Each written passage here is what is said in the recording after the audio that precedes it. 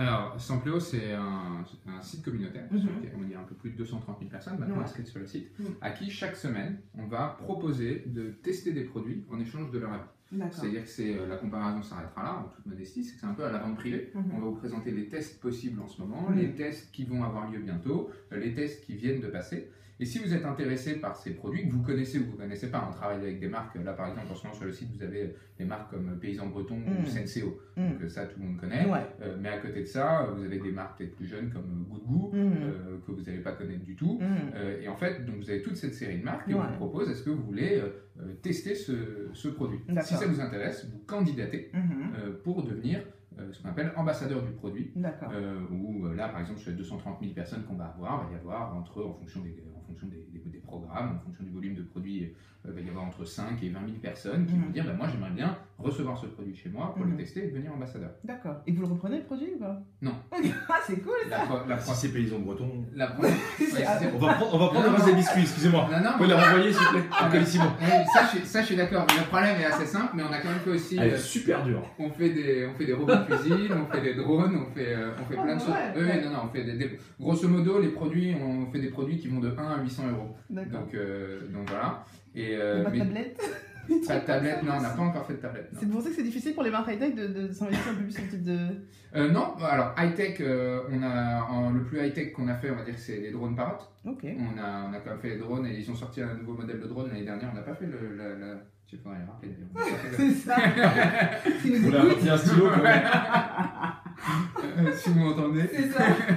Non, on a fait ceux l'année dernière, ils sont sortis, vous pouviez rajouter, vous pouviez clipser une commande sur votre iPad et qui permettait de mieux piloter. Ça, on a quand même offert 10, ça vaut 800 euros. Donc ça, c'est quand même du produit high-tech. On fait aussi pas mal de robots de cuisine, alors moins sexy, fer à repasser, aspirateur, c'est quand même bien. Moins sexy, mais c'est moins sexy pour les jeunes, hein, parce que nous, quand on a maintenant, on a une vie de famille et qu'on est chez nous, on peut faire des trucs, mais pratique d'avoir des trucs. Oui, mais d'ailleurs, c'est pas forcément les jeunes que c'est marqué. C'est ça. Donc voilà. En tout cas, le principe, c'est que vous candidatez pour devenir ambassadeur du produit. Nous, on va avoir donc par exemple 100 produits à offrir. Alors, ça varie, hein. De temps en temps, il y a 5 produits à offrir. Là, sur Paysan Breton, il y en a 2600. On va faire une campagne avec un autre annonceur en juin, il y en aura 3000. Donc les quantités de personnes qu'on recherche qui vont recevoir le produit varient énormément en fonction du produit, ce qu'on veut faire, demander à l'ambassadeur ensuite. Et puis, donc en gros, les gens candidatent. Nous, on va choisir les meilleurs profils. C'est pas un jeu concours. C'est-à-dire qu'on a tendance à attirer des coureurs de bon plan, mais qui s'en vont assez vite parce qu'on gagne pas grand-chose chez nous. Ce qui amuse les gens, c'est de découvrir, c'est d'être les premiers à entendre parler de produits, de pouvoir avoir des nouveautés en avant-première, ce genre de choses. Et donc les gens candidatent. Nous, on va choisir les meilleurs profils pour devenir ambassadeur du produit. Donc par exemple, on prenait cet exemple ultra sexy du fer à repasser. Si vous êtes un jeune mec de 18 ans, il y a peu de chances que vous repassiez énormément par rapport à la ménagère de 45 qui a 3 enfants. Donc on va viser plus, on va chercher à donner ce produit plus à une ménagère. Voilà, c'est un peu ce genre de choses qu'on fait. Alors après, c'est assez précis la façon dont on fait, là je simplifie. On leur envoie le produit chez eux, ils le découvrent, ils le testent, et après on va leur affecter ce qu'on appelle des missions d'ambassadeurs. On va leur dire voilà, vous avez ce produit. Ils peuvent en être contents ou pas contents, c'est-à-dire qu'on n'encourage jamais le contenu positif ou le contenu négatif. Ils ont une totale liberté d'en parler. Nous, tout ce qu'on fait, c'est qu'on met en place des petits outils qui permettent de maximiser le nombre de personnes qui vont être touchées par le fait qu'on a offert un produit à quelqu'un. Donc on va leur demander d'aller mettre une photo sur les réseaux sociaux, on va leur demander d'aller déposer un avis sur Amazon, on va leur demander de distribuer des bons de réduction à leur copains. Amazon, il faut avoir acheté le produit, non? Non, il faut être client d'Amazon. C'est la seule contrainte. Exactement. Mais ça, c'est notamment aussi pour ça qu'on choisit les personnes à qui on va offrir. Si par exemple, un des objectifs pour la marque, c'est que ensuite les consommateurs aient donné leur avis sur Amazon, encore une fois, ils peuvent donner des mauvais avis. Quand vous voulez, des avis négatifs de gens qui ont reçu des produits gratuitement via nous et qui disent très déçus de ce produit. Donc, ils ont une totale liberté de ce qu'ils écrivent. On n'est pas là pour faire du faux avis ou de rédiger de l'avis positif. Donc, ça, c'est très très important à noter. Mais en revanche, la marque peut dire moi, c'est important pour moi qu'il y ait des avis sur ma fiche produit sur Amazon. Donc ça veut dire que le profil, il faudrait c'est mieux s'il est plein de plateformes à côté, quoi. Genre Amazon, Twitter, social. C'est ça. Oui, globalement, il est mieux à être connecté. Et encore, ça dépend un peu ça dépend un peu des types de produits. C'est-à-dire que Nous, vis-à-vis des marques, comment on parle, on leur dit voilà, le marketing du bouche à oreille, si vous voulez, 13% des ventes sont générées par le bouche à oreille, en général, sur les produits et tout ça. Quand c'est un de vos proches qui vous parle d'un produit, c'est entre 5 et 100 fois plus puissant qu'un média classique. Donc, juste donner le produit à quelqu'un et dire parle-en, il n'y a rien de plus efficace. La question, c'est voilà, si je te dis parle-en et que tu en parles à 2 personnes, super, c'est super efficace sur ces 2-là, mais bon, ça ira pas bien loin. Donc, le but, c'est de faire en sorte qu'ils n'en parlent pas à 2, mais qu'ils en parlent à 15 et qu'ils aillent faire un post sur Instagram et sur Facebook et sur leur Twitter pour que, de manière digitale, leurs autres amis aussi en entendent parler. Est-ce qu'il faut qu'ils aient aussi un nombre de followers spécifique? Non, on est sur le consommateur lambda. Aujourd'hui, il y a 3 types de contenu qui est intéressant de créer. Ça va être le contenu, le premier, c'est le contenu de la marque. Ou le contenu du journaliste, de l'expert. Ça, c'est le premier niveau de contenu qui est indispensable. Ensuite, il y a le contenu de l'influenceur. Tous ces gros youtubeurs, tous ces gros blogueurs, etc., qui ont une visibilité importante sur lequel il faut travailler. Et ensuite, il y a tout le contenu consommateur. Ça, c'est 70% du contenu. Et ce contenu consommateur, aujourd'hui, il n'y a aucun outil qui permette de le piloter, de l'exploiter, de le maximiser, d'en faire plus, d'en faire moins, à quel moment je veux faire une bosse de contenu consommateur, etc., etc. Et nous, c'est là-dessus qu'on intervient. On intervient sur le consommateur comme vous et moi, celui qui a ses 400 amis sur Facebook, qui a ses 800 followers sur Twitter, donc qui est un peu là, mais qui n'a rien d'exceptionnel. Ok. Voilà. Vous avez lancé ça quand, à peu près? On a lancé ça en février 2011. D'accord, ok. C'est marrant, on a eu la même idée. C'est vrai? On a lancé l'année dernière un programme membre pour les abonnés de Mail Movement, les membres des Mail Movement, en fait. Même système. Ça veut dire qu'on avait lancé ça avec Philips, on a lancé ça avec Philips l'année dernière, c'est-à-dire que voilà, on a fait découvrir des produits de rasage pour les hommes. C'est génial parce que c'est un de nos meilleurs clients, Philips. C'est vrai, oui, j'ai vu aussi. On vient de faire comme quoi, c'est des marques qui adoptent vraiment ce type de... Et voilà, les personnes avec un profil type masculin, on s'en foutait de l'âge, mais qui soient des hommes, avec différents endroits, pas seulement des Parisiens, mais un peu partout dans la France, puissent tester des produits et donner leur avis. Mais sauf que voilà, on n'avait pas de plateforme, nous, les avis pouvaient être uniquement sur le site, et sauf que le plus de ça, c'est qu'ils pouvaient discuter avec les responsables produits de la marque, poser des vraies questions, leur demander pourquoi ça marche pas, mais c'est clair, c'est trop drôle. Donc 230 000 membres, il faut pas de profil pour s'inscrire, on s'inscrit tout simplement. Vous inscrivez, c'est email, tout est gratuit, on fait jamais rien payer. Là, il y a une campagne un peu spéciale avec Senseo, c'est la première fois qu'on fait ça, c'est que nous, notre client, c'est Senseo, c'est le café. Mais ces machines-là, enfin ces dosettes-là, souvent il faut une machine pour pouvoir s'en servir. Une dosette tout seul, c'est sympa. Faut acheter la machine. Voilà, exactement. Donc là, ce qu'on fait, et pour la première fois, c'est-à-dire qu'on va donc ou sélectionner des gens qui nous disent qu'ils ont déjà une machine, ou sinon proposer aux gens qui n'en ont pas de leur en prêter une. C'est ça. Et donc là, comme on prête, il y a une notion de caution, donc on va devoir prendre leur empreinte bancaire pour, s'ils veulent pas nous la renvoyer, pouvoir. Voilà. Le but, c'est de la prêter, c'est pas de la donner, puisque la mission elle est sur le café. On va quand même envoyer 2 paquets de 32 et 36 dosettes. Donc, ah ouais, quand même. C'est fort quand même. C'est pas non, mais ce que je veux dire, c'est que c'est pas, on n'envoie pas juste une petite dosette, c'est pas un échantillon. Dans une enveloppe. Voilà, exactement. Donc le programme est sur le café en lui-même, mais les gens pourront quand même avoir en prêt une machine, sachant qu'ils peuvent ils ont une offre à la fin pour la racheter à prix très très cassé s'ils le veulent. Donc c'est la première fois on va introduire la notion de carte bleue, mais c'est absolument pas un objectif pour nous. Là, c'est juste que comme on veut pouvoir proposer à des gens de tester, même s'ils n'ont pas la machine, on leur propose de la prêter. Mais sinon, tout est toujours, enfin même pas de mais, tout est toujours complètement gratuit. Donc là, il y a plein mal de propositions. C'est quoi? Comment on appelle ça? Des offres? Nous, c'est des campagnes. Des campagnes sur le site. On clique sur celle qu'on veut, on s'inscrit, ou si on est déjà inscrit, on met juste son mail et son mot de passe. Alors, quand vous inscrivez pour pouvoir postuler à des tests, il faut être membre de Sampléo. Pour être membre de Sampléo, il faut d'abord se créer un compte. Mon compte, c'est email, mot de passe, basta. À partir de là, vous allez recevoir les newsletters toutes les semaines qui vous disent les produits qui sont disponibles. Si ensuite vous voulez participer à un test, vous voulez candidater, là, on va vous demander un champ, un profil de base qui nous permet de vous connaître un minimum. Mais un truc tout bête, c'est cool, j'ai un email qui veut recevoir ce produit-là, mais si tu ne connais pas son adresse postale, je vais avoir du mal à lui envoyer. Donc, ne serait-ce que ces informations-là, il faut quand même les demander. Donc, on demande nom, prénom, âge, sexe, catégorie socio-professionnelle, avoir un premier formulaire d'inscription que vous remplissez une bonne fois pour toutes. Et ensuite, vous passez à travers quelques pages qui vous permettent de valider une candidature. Et ensuite, à partir de là, vous êtes membre et vous pouvez compléter votre profil pour qu'on vous connaisse mieux, etc. Et prendre plein de campagnes.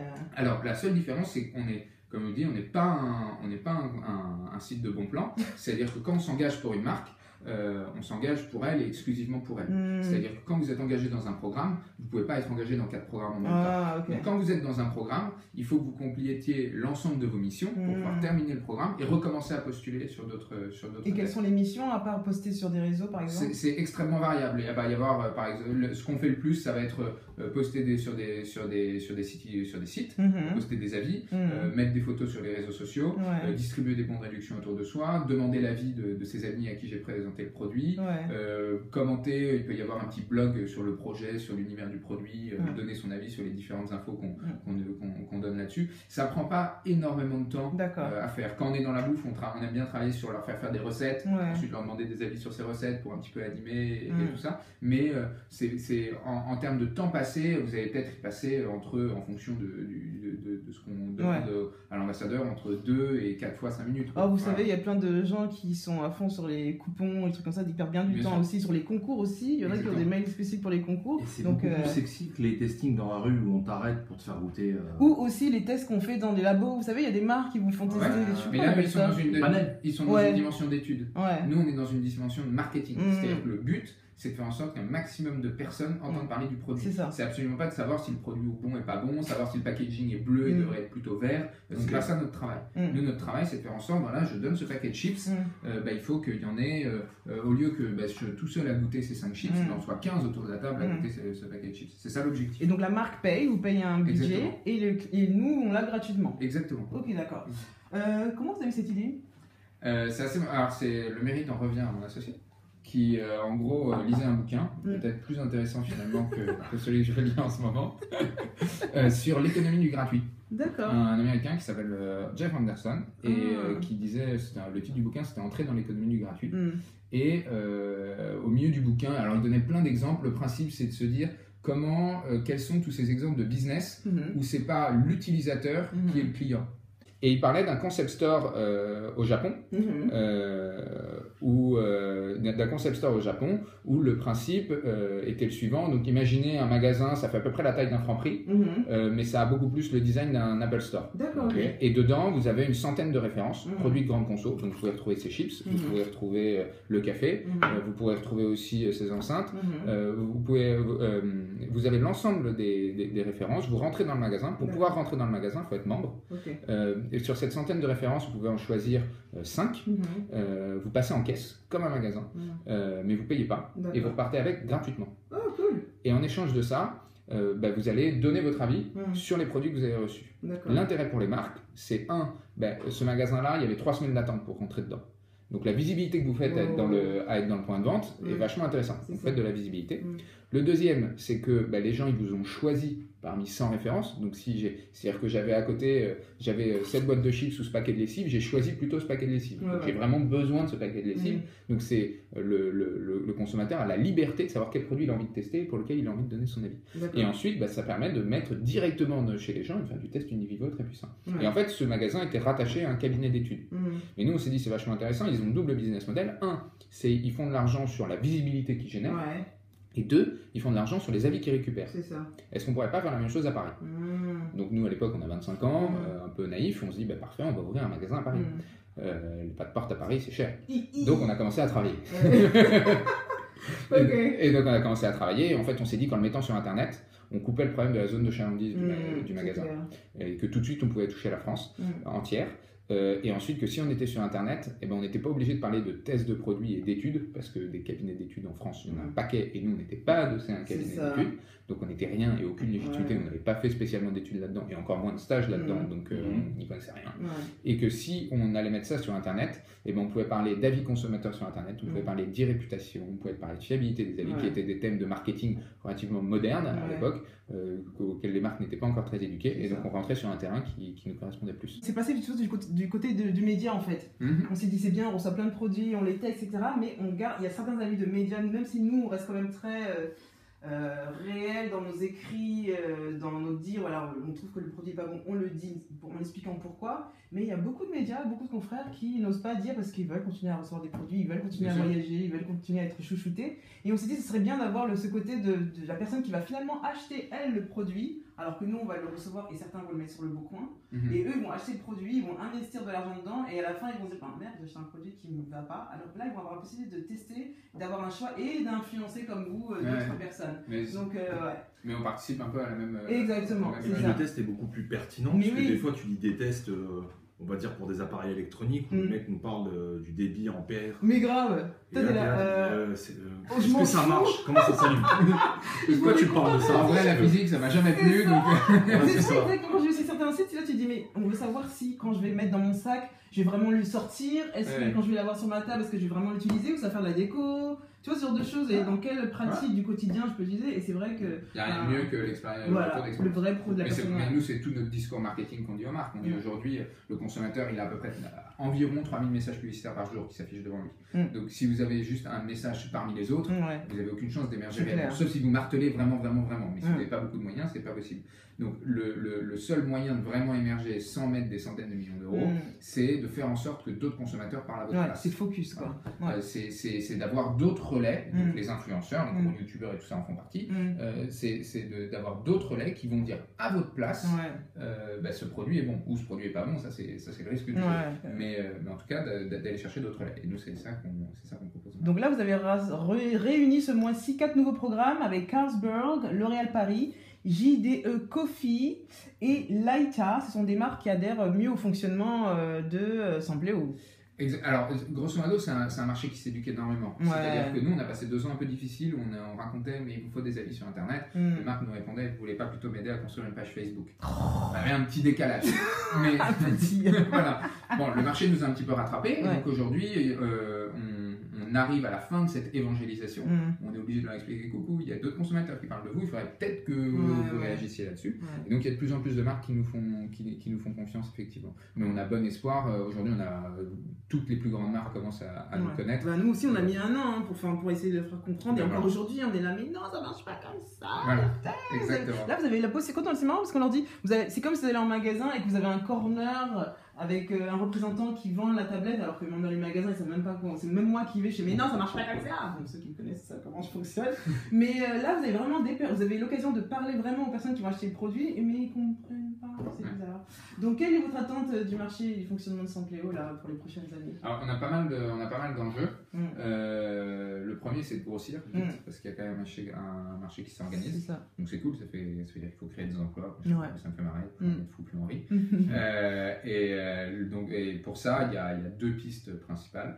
La première, c'est qu'aujourd'hui, Sampléo, quand même, pour marcher comme ça, pour pouvoir organiser ses tests, choisir les bonnes personnes, animer les personnes efficacement, il y a quand même pas mal de techno derrière. Donc cette techno intéresse des marques qui veulent elles-mêmes gérer leurs tests de produits pour leurs propres clients, pour leur propre communauté. Et donc, une des premières pistes de développement, c'est d'aller se brancher en marque blanche chez eux pour les aider à organiser leurs tests directement sur leur plateforme. Et le deuxième, pour des solutions comme les nôtres, et qui est assez facile à faire paradoxalement, c'est d'aller voir un peu ce qui peut se faire dans d'autres pays européens, de passer de l'autre côté des frontières, puisque la seule complexité, entre guillemets, c'est de réussir à réunir une communauté, mais sinon le mode de fonctionnement va être relativement similaire, n'est pas extrêmement gourmand en termes de force de travail pour être suivi, pour être animé. Et donc les buts pour les prochaines semaines et mois, c'est d'aller voir de l'autre côté des frontières françaises. C'est ce que je me doutais aussi. Disponible donc la plateforme, une application aussi? Alors, une application... Tous les gens comme vous et tout ça vont nous dire il en faut, c'est sympa. Non, pas forcément, je pense pas. Non, mais en fait, pour être très honnête avec vous, jamais une marque en rendez-vous nous a dit pourquoi vous n'avez pas d'application. Ah ouais, c'est clair. Ça montre quelque chose, c'est-à-dire que l'application n'est pas indispensable pour réussir. Aujourd'hui, notre site il est responsive design, donc vous allez sur le site. Il est compatible. Il est compatible téléphone, tablette, il n'y a aucun problème.